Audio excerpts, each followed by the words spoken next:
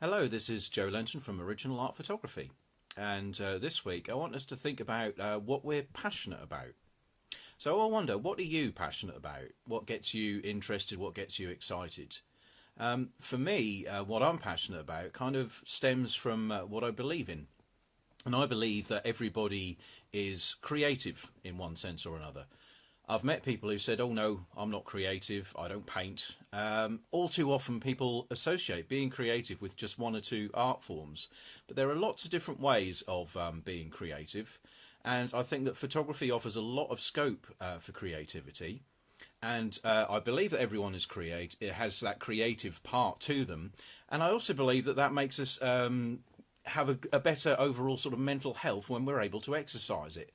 If we're just stuck into a routine of having to do things by a process all the time, then it seems to sort of squash us as human beings.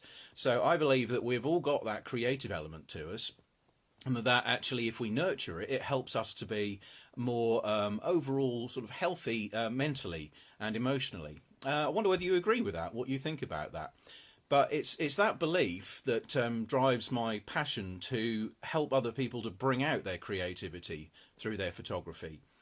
In the past, I've helped people do that through music, but now, over the past few years, I've been focusing on the photography side of things, helping people to develop their creative side. For some people, perhaps discovering that they've got a creative side, and all the sort of technical stuff that I teach.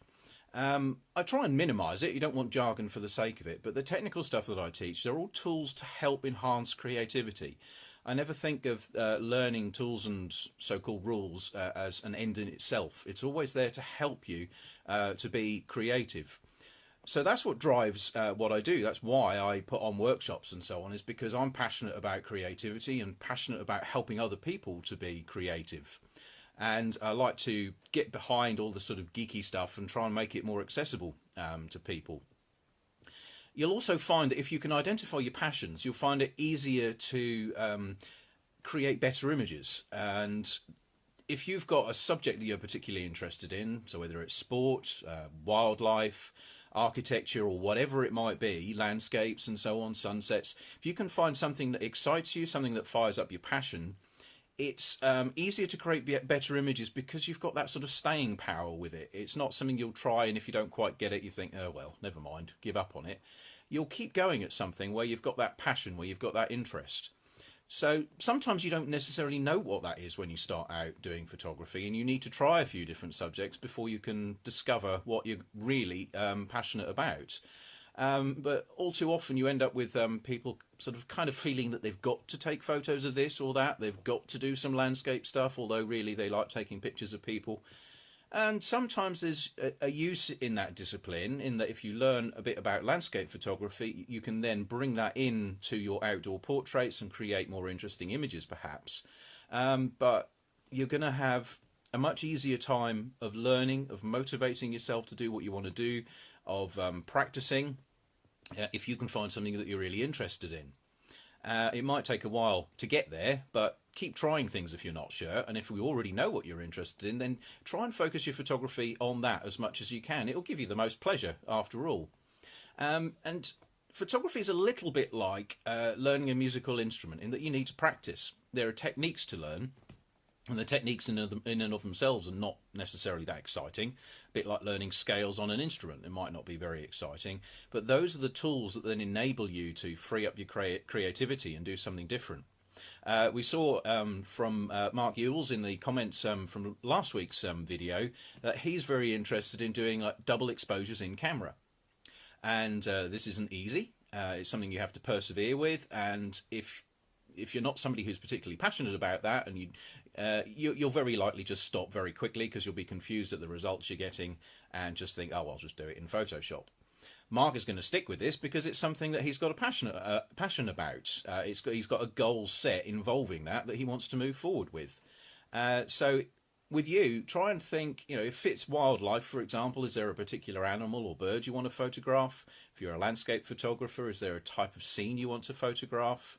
All these sorts of things, if you can tap into your interests, tap into your passions, it's much easier to then create those better images, because you'll invest the time that much more willingly into what you're doing. And we're all different, so we'll all like slightly different things. I like a broad range of subjects, and I like them for different reasons. Landscapes, I often like them because it's a little bit slower, a little bit more meditative. Product photography and architectural photography is very precise. It's quite sort of geeky, which appeals to that side of me. And you'll find that different things appeal to you for different reasons, and sometimes you want a few different types of photography to give you a balanced diet. But what I'd be really interested to hear about is, what are your passions? What are you passionate about? If you don't believe you are, try and think about those things that you would naturally gravitate towards spending time on, those things that you would do with your free time, with your money, because that helps to show what you're passionate about. If you're going to spend time and money on something, then you're probably interested in it. So that can help to unveil your passions if you're not sure already what it is that really drives you there. And once you can discover those passions, it's so much easier to practice. It's so much easier to spend that time on editing an image because you've got that connection with it. You've got that emotional connection there. And that comes across to the viewer as well. If you're taking pictures of things you really don't care about, then the images tend to be less interesting. But if you're taking pictures about something that you've got a passion for, you really work to hone it. So that's my question to you, and I'd love to see some of your responses in the comments. What are you passionate about? And why? Can you explain it at all? Like I say, I'm passionate primarily about sharing creativity and helping others to be creative, which is why I like to teach and share these kind of things with other people. Perhaps share something of what you believe, whether you agree with what I've said there, whether you've got a different idea, and tell me the sort of things that you're passionate about and therefore that you can use to create your goals for what you want to photograph in this coming year. Wishing you all a good week, and I'll speak again soon. Look forward to reading your comments. Thank you very much for watching, whether you've watched live or in the replay. And please do let me know in the comments there, what are your passions?